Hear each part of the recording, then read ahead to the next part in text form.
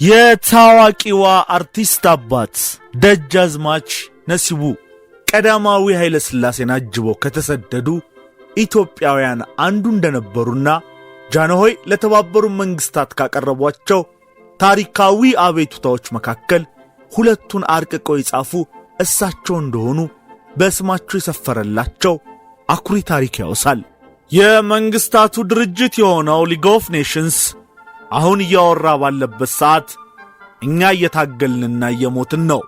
እኛ ቤታችንና መሬታችንን በመጠበቃችን ምክንያት በመበሳጨቱ በጦርነት የሚታወቁትን በጣም መጥፎ የሆኑ ሁሉንም አይነት መሳሪያዎችንና ዘዴዎችን የሚጠቀም ወራሪ ያጋጥሞናል። ምን አለበት ወንዶች ከሆኑ እንደ ሰው ቢዋጉ፣ በቅሎቻችን በጎቻችንና ከብቶቻችን በየሜዳው እየሞቱ ነው። መሬቶቻችን ሳይቀሩ በጋዝ ቦምብ እየተቃጠሉ ነው ሲሉ ለመንግስታቱ ድርጅት ሐዘናቸውን በምሬት ተናግረው ነበር። ሰላም ጤና ይስጥልን። እንዴት ናችሁ የተከበራችሁ ተከታታዮቻችን? ይህ ነበር ሚዲያ ነው። በነበር ሚዲያ ለዛሬያችን ፋይዳ ያላቸው ታሪኮችን እንጨዋወታለን። ለዛሬም በማን ነበር መሰናዷችን ከጀግኖች አርበኞቻችን መካከል በሁለተኛው የጣሊያን ወረራ ትልልቅ ጀብድ ከፈጸሙ ባለውለታ ጀግኖች አርበኞቻችን መካከል ከግንባር ቀደምቶቹ አንዱን እናነሳለን። ደጃዝማች ነሲቡ ዘአማኑኤል። ደጃዝማች ነሲቡ ዘአማኑኤል በጥቅምት ካጣናቸው ጀግኖቻችን መካከል ነው። ስለዚህ ዛሬ በማን ነበር መሰናዶ ታሪካቸውን በማንሳት እንዘክራቸዋለን። ሌላ ባለውለታም አበርክተውልናል። ልጃቸው ማርታ ነሲቡ ሰዓሊ፣ ገጣሚና ጸሐፊ ነበሩ። የኢትዮጵያን ስምም በዓለም አቀፍ ደረጃ አስጠርተዋል። ስለዚህ አባትን ስናነሳ በመጠኑ በዚያው አድርገን ሰዓሊ፣ ገጣሚና ጸሐፊ ወይዘሮ ማርታንም እናነሳለን፣ ሥራዎቻቸውንም እንጠቅሳለን። በርግጥ ማርታ ነሲቡ ዕውቅናዋ በስፋት በዓለም አቀፍ ደረጃ ነው። እናም ዛሬ አባትና ልጅን እናነሳለን።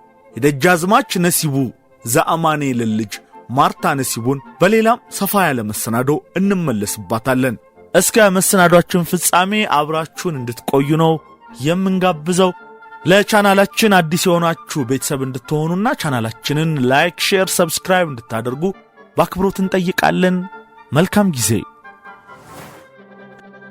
ለኢትዮጵያ ነጻነት ክብርና እድገት ታላቅ ተግባር ከፈጸሙት ባለውለታዎች መካከል ኢትዮጵያን ከፋሽስት ኢጣሊያ ወረራ ለመታደግ በምስራቅ በኩል ሲፋለሙ ሕይወታቸው ካለፈው የምስራቅ ፈርጦች አንዱ ደጃዝማች ነሲቡ ዘአማኑኤል አንዱ ናቸው። ፋሽስት ኢጣሊያ በ1928 ዓ.ም ኢትዮጵያን ስትወር ንጉሠ ነገሥት ቀዳማዊ ኃይለ ሥላሴ የፋሽስትን ወረራ ለመመከት የክተት አዋጅ ካወጁ በኋላ የኢትዮጵያን ጦር በተለያዩ ግንባሮች እንዲመሩ ለጦር አበጋዞቻቸው ስምሪት ሰጡ። ይህን ስምሪት ተቀብለው ታላቅ ጀብድ ከፈጸሙ ጀግኖች መካከል ነሲቡ ዘአማኑኤል ዋነኛው ናቸው። አዲስ አበባችንን በደም ካጠባት ካረመኔው ሩዶልፍ ግራዚያኒ ወራሪ ሰራዊት ጋር በኦጋዴን በደጋቡር እስከ ጅጅጋና ሐረር ሀገሬን አላስነካም ብለው የተዋደቁ ታላቅ አርበኛ ናቸው። የምስራቁ ጋሻ የሚባሉት ታላቅ የሀገር ባለውለታ ክንዳቸው የማይታጠፈው ጀግና ግራዝማች አፈወርቅ ወልደ ሰማያት ከፋሽስት ጋር እስከ መጨረሻዋ ጠብታ ተፋልመው ለኖሩባት ምድር አፈር ሆነው ሲወድቁ በእርሳቸው እግር ተተክተው የኢትዮጵያን ሰራዊት እየመሩ የተፋለሙት ታላቅ ጀግና ደጃዝማች ነሲቡ ዘአማኑኤል ነበሩ። ደጃዝማች ነሲቡ ከኢትዮጵያችን ቀዳሚ ምሁራን መካከል አንዱ ናቸው። ደጃዝማች ነሲቡ ትምህርታቸውን የተከታተሉት ከወንድማቸው ወሰኔ ዘአማኑኤል ጋር በዳግማዊ ምኒልክ ትምህርት ቤት ነው። ይህም በኢትዮጵያ ዘመናዊ ትምህርት ታሪክ ውስጥ ዘመናዊ ወይንም የምዕራባውያንን ትምህርት ከቀሰሙ ግንባር ቀደምት ኢትዮጵያውያን የመጀመሪያው ዙር ምሁራን መካከል አንዱ ያደርጋቸዋል። ሁለቱም ወንድማማቾች የአዲስ አበባ ከተማ ከንቲባ ሆነው አገልግለዋል። ከ1914 ዓ.ም እስከ 1923 ዓ.ም ሰባተኛው የአዲስ አበባ ከተማ ከንቲባ የነበሩት ነሲቡ ዘአማኑኤል በቆይታቸው በርካታ ተግባራትን አከናውነዋል። የአዲስ አበባ መዘጋጃ ቤት ኃላፊ ሳሉ ተራማጅ ተግባራትን እንደከወኑ ፕሮፌሰር ባህሩ ዘውዴ ፓዮኒርስ ኦፍ ቼንጅ ኢን ኢትዮጵያ ሪፎርሚስት ኢንተሌክቹዋልስ ኦፍ አርሊ 20th ሴንቸሪ በሚለው መጽሐፋቸው ይገልጧቸዋል። የኮንትሮባንድ ንግድን የሚቆጣጠሩና ግንባራቸው ላይ የሚስጥር ዘበኛ የሚል ጽሑፍ ተለጥፎባቸው የሚሰሩ የሚስጥር ዘበኞችን እንዲሁም የአራዳ ዘበኞችን በማቋቋም ይታወቃሉ። ከዚህ በተጨማሪም የከንቲባ ነሲቡ ዛማኔል ዘመን ጸጥታ በማስከበር እንዲሁም ሰልፍ በማሳየት ረገድም ይታወሳል። ፕሮፌሰር ባህሩ ዘውዴ እንደጻፉት ከንቲባ ነሲቡ ዛማኔል በርካታ ለውጦችን ያስተዋወቁ ከንቲባ ነበሩ። የከተማ መሬት ምዝገባና ምደባ የተጀመረው በእርሳቸው ያስተዳደር ዘመን ነበር።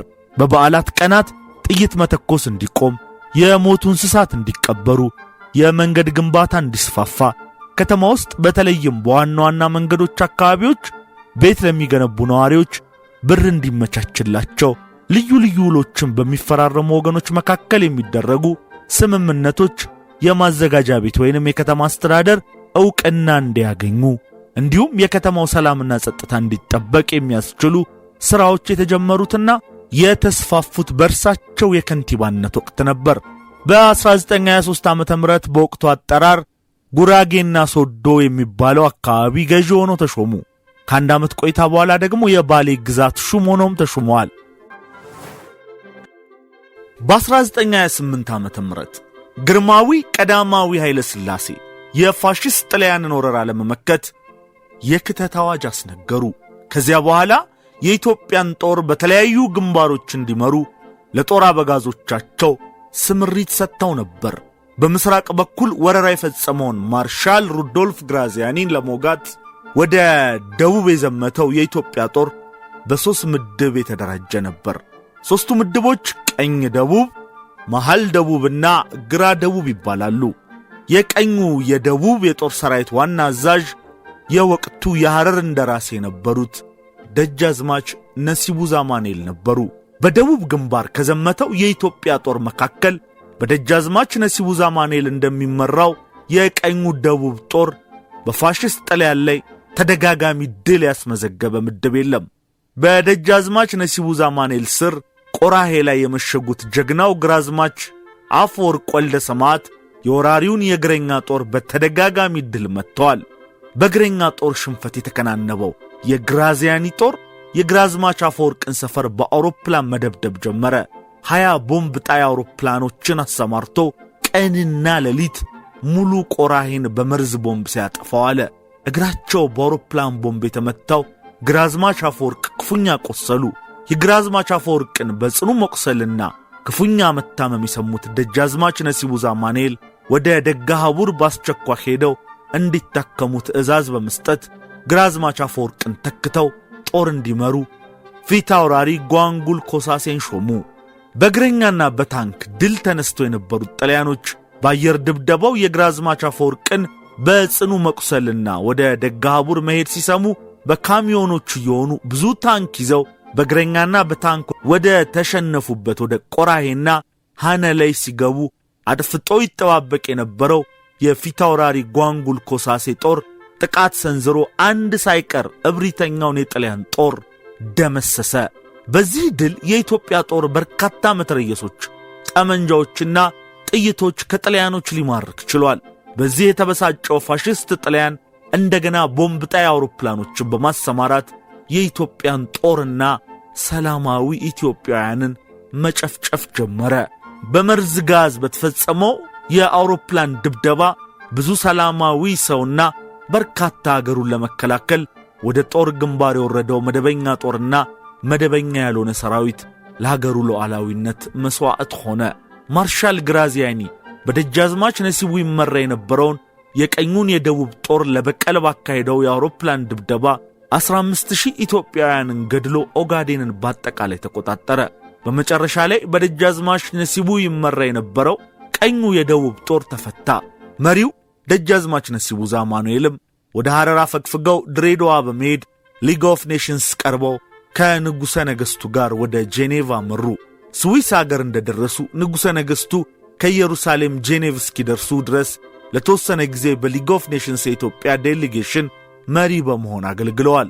የኢትዮጵያ ዴሊጌሽን መሪ ሆነው በቆዩበት ጊዜ የወቅቱ የሊግ ኦፍ ኔሽንስ ዋና ጸሐፊ የፈረንሳዩ ፒየር ላቫል በመራው የሊጉ ጉባኤ ላይ የሙሶሎኒ ጦር የሚጠቀመውን የተከለከለ የመርዝ ጋዝ እንዲያቆም በመማጸን ራሳቸውን በመርዝ ጋዝ እንደተጠቁና ጤናቸው እንደተቃወሰ የሐኪም ማስረጃ ጭምር በማቅረብ 2 ጊዜ 2 ጸረ የተከለከለ መርዝ መጠቀም ሪዞሉሽኖች በኢጣሊያ ላይ እንዲተላለፍ ቢማጸኑም ውድቅ ተደረገባቸው።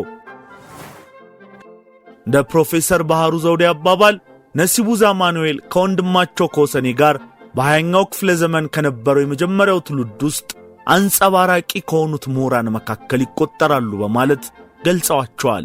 በ1885 ዓመተ ምህረት የተወለዱት ደጃዝማች ነሲቡ ዛማኑኤል በዘመናዊ መንገድ ያደራጁት የማዘጋጃ ቤት ፖሊሶች አዛዥ በነበሩበት ወቅት በልዑል ራስ ተፈሪ መኮንን በኋላ ቀዳማዊ ኃይለ ሥላሴና በደጃዝማች ባልቻ ሳፎ መካከል በነበረው የስልጣን ሽኩቻ ራስ ተፈሪን በመደገፍ ከፍተኛ ሚና ተጫውተዋል።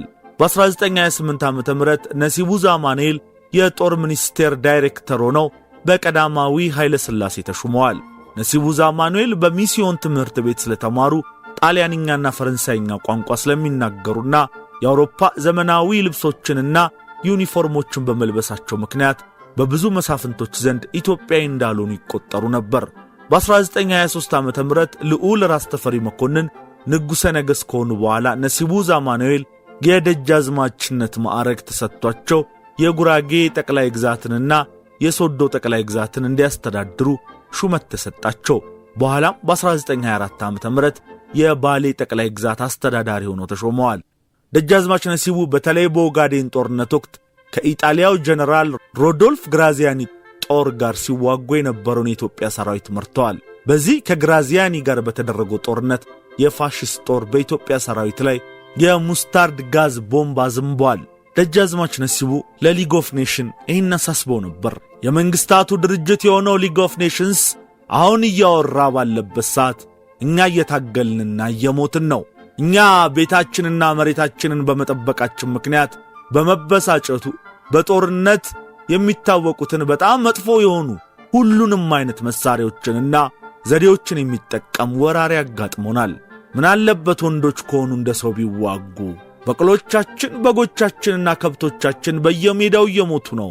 መሬቶቻችን ሳይቀሩ በጋዝ ቦምብ እየተቃጠሉ ነው በማለት ሐዘናቸውን በምሬት ተናግረዋል። ደጃዝማች ነሲቡ በግንቦት ወር 1928 ዓመተ ምህረት ንጉሠ ነገሥቱና ንጉሣውያን ቤተሰቦች ወደ እንግሊዝ አገር በስደት ሲሄዱ አብረው ሄደዋል። ደጃዝማች ነሲቡ ንጉሠ ነገሥቱ ለዓለም መንግሥታት ማኅበር ሊግ ኦፍ ኔሽንስ አቤቱታ ለማቅረብ ወደ ጄኔቭ ሲሄዱ ወደ ጄኔቭ ለተጓዘው የልዑካኑ ቡድን መሪ በመሆን ለአጭር ጊዜ አገልግለዋል። ደጃዝማች ነሲቡ ለሊግ ኦፍ ኔሽንስ ጉባኤ ዋና ጸሐፊ የሚቀርበውንም 2 የውሳኔ ሐሳቦችን አርቅቀው አቅርበዋል። ራስ ነሲቡ ጥቂት ጊዜያትን እንደቆዩ ባደረባቸው ምክንያት ንጉሣውያን ቤተሰቡን ለመለየት ተገደዱ። በኋላም በጦርነቱ ወቅት በደረሰባቸው የሙስታርድ ጋዝ ቦምብ ሳቢያ ሕመማቸው ስለጠናባቸው ጥቅምት 6 ቀን 1929 ዓ.ም ስዊዘርላንድ በምትገኘው በዳቮስ ከተማ በተወለዱ በ43 ዓመት የጎልማስነት ዕድሜያቸው ከዚህ ዓለም በሞት ተለይተዋል። ደጃዝማች ነሲቡ ባለቤታቸው ወይዘሮ ውሂብ ፓሻ ካጠገባቸው አልተለዩአቸውም ነበር። ደጃዝማች ነሲቡና ባለቤታቸው ወይዘሮ ውሂብ ወይዘሮ ማርታ ነሲቡ የተባሉ አንድ ሴት ልጅ አፍርተዋል። ልጃቸው ወይዘሮ ማርታ ነሲቡ የተዋጣላቸው ድንቅ ኢትዮጵያዊ አርቲስትና ጸሐፊ እንደነበሩ ይታወቃል። የመጀመሪያዋ ዘመናዊ የስዕል ጥበብ የቀሰመች ሴት ነች። ከሜትር አርቲስት አፈወርቅ ተክሌ ቀድማ ከናገኘው ተከትላ ቀዳሚ የሆነውን የአርት ኤግዚቢሽን በኢትዮጵያ ያቀረበች ኢትዮጵያዊት ሴት አርቲስት ነች። የታላቁ ኢትዮጵያዊ ጀግና የደጃዝማች በኋላ ራስ ነሲቡ ዛማኑኤል ልጅ ነች ማርታ ነሲቡ። ሰዓሊ ገጣሚና ጸሐፊ ወይዘሮ ማርታ ነሲቡ ዛማኑኤል ገና በልጅነታቸው ነበር የስዕል ፍቅር ያደረባቸው። ሴት ኢትዮጵያውያን በሥነ ጥበብ መስክ በተለይም በሰዓሊነት ለመሰማራት ባልደፈሩበት ዘመን በ1940ዎቹ ሰዓሊነትን ሙያቸው አድርገው በሙያው ፈርቀዳጅ ለመሆን በቅተዋል። በኖሩባቸው በኢጣሊያና በፈረንሳይ የኢትዮጵያን ታሪክ ባህልና ኪነ ጥበብ ሲያስተዋውቁ ቆይተዋል። በ1923 በአዲስ አበባ የተወለዱ ሲሆን በኢጣሊያ ወረራ ዘመን ከቤተሰቦቻቸው ጋር ወደ ኢጣሊያ ተወስደው በምርኮኝነት ለዓመታት በኢጣሊያ እስር ቤት አሳልፈዋል። ገና የ14 ዓመት ታዳጊ ወጣት እያሉ በ1937 ዓ.ም በአዲስ አበባ ሥራዎቻቸውን አቅርበዋል። ማርታ ነሲቡ በትምህርት ሚኒስቴር መስሪያ ቤት ውስጥም የሰሩ ሲሆን የልጆች መማሪያ የሚሆን መጽሐፍትንም አዘጋጅተዋል። ከ1956 ዓ.ም ጀምሮ ግን ኑሯቸውን በውጭው ሀገር አድርገዋል። ማርታ ነሲቡ ከስዕል ጥበብ ጋር በተያያዘ በተለያዩ ሀገራት ትምህርታቸውን የተከታተሉ ሲሆን ከነዚህም ውስጥ በጄኔቭ፣ በፓሪስ፣ በኒውዮርክ ተጠቃሽ ናቸው። ማርታ ነሲቡ በዓለም አቀፉ የጥበብና የባህል አውደ ርዕይ ላይ በሮምና በቫቲካን የስዕል አውደ ርዕዮችን ካቀረቡባቸው መድረኮች መካከል ተጠቃሾች ናቸው። በሮም የአፍሪካ የሥነ ጥበብ ክብር ሽልማትም ተበርክቶላቸዋል። ከዚህም በተጨማሪ የኢትዮጵያዊቷ ልዕልት ትውስታዎች የሚል በጣሊያንኛ ቋንቋ ያሳተሙት መጽሐፍ በወቅቱ ከፍተኛ ተቀባይነት ያገኘ መጽሐፍ ነበር። ወይዘሮ ማርታ ነሲቡ የ3 ልጆች እናት ነበሩ። በመጋቢት ወር 2012 ዓ.ም ከዚህ ዓለም በሞት ተለይተዋል። የተከበራችሁ የነበር ሚዲያ ተከታታዮች ለዛሬ በማን ነበር መሰናዷችን በዋናነት ደጃዝማች ነሲቡ ዘአማኑኤልን አንስተናል። በጥቅምት ወር ካጣናቸው ጀግኖቻችን መካከል ደጃዝማች ነሲቡ ዘአማኑኤልን አንስተናል። የማርታ ነሲቡን አባት ስለ ማርታም በተወሰነ መልኩ አንስተን ልናስባት ሞክረናል። በሌላ መሰናዷችን በሰፊው ማርታ ላይ እንመጣለን። የአዲስ አበባ ከተማ ቀደምት ከንቲባዎች ውስጥ ብዙ ለውጦችን በአዲስ አበባ ላይ ያደረጉትን ጣሊያንን ያርበደበዱትን ደጃዝማች ነሲቡን በዚህ መልኩ አስበናቸዋል። ፕሮግራማችንን እንደወደዳችሁት እምነታችን ነው። በሌላ የማን ነበር መሰናዶ እስክንገናኝ ለዛሬ በዚሁ እንሰናበታችኋለን። ቻናላችንን ላይክ፣ ሼር፣ ሰብስክራይብ እንድታደርጉ በድጋሚ ልናስታውሳችሁ እንወዳለን። መልካም ጊዜ።